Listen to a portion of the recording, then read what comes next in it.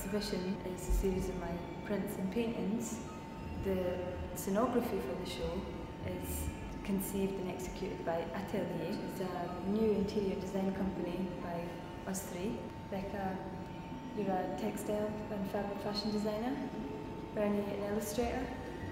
I'm involved in fine art. In your work, you see a lot of staging, backdrops, display. I mean, it seems almost like a logical idea to suddenly create this company. But how did you get together?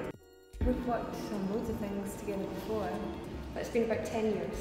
And now it's really purely about the enjoyment and the pleasure of bouncing off each other. And how did you start working on this installation?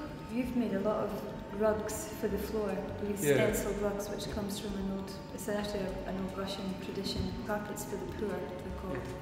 Bernie, would you say maybe a few words about the motif of the fake rug that you have chosen? Lucy kind of led, and I just took one of Lucy's books on neo-Gothic decoration and picked my favourite motifs and designed the rug from that, basically.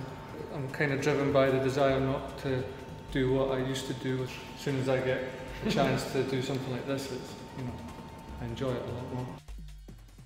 With Becca and I, we've got a shared interest in the history of fashion and its collaborations with art. And textiles and fashion is notoriously hard to exhibit. I chose images, I researched images that had used textiles in an interesting way and sampled it.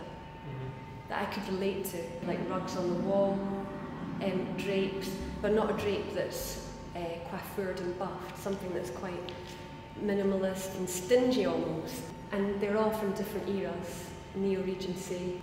This is a screen print, but it's supposed to be like block print from the Bauhaus. This would be the rug, but then this turns into scarves if it's cut down. So I have scarves for the shop, for instance, in the same print. And the curtain is a faux suede blue with a very simple opaque white pattern on it that's supposed to look like Jasper Wedgwood. So none of the eras match or don't match. They just have a reference textiles and how they're used to display fabric. Fashion versus interiors, slightly different materials used. But they can swap into one another. And myself with the murals, they're very simple, stark versions of interiors because I'm still learning how to do it. I had in mind a kind of arts and crafts space, maybe on the edge of kind of Orientalism, so the woodwork has these small squares. I was thinking maybe like a slightly mean Presbyterian opium den. It could be like a library, it could also be the walls of a private club. It's really in that space that could be private, could be semi-private. The techniques used are very traditional oil paint techniques to achieve wood and marble. We'll use gilding, paint shadows so everything becomes three-dimensional.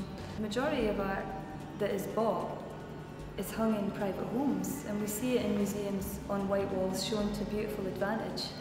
But in my experience, artworks when they're shown in private or semi-private places, they have a completely different impact. And so I wanted to show my own work in this over-determined room to show that they're meant to be decorative and they're meant to be lived around and they're meant to be shown on people's walls. We're all interested in being self-sufficient.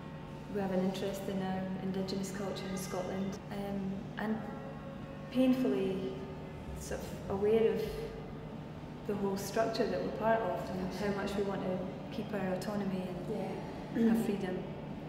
That's why we're friends. That's why we work together.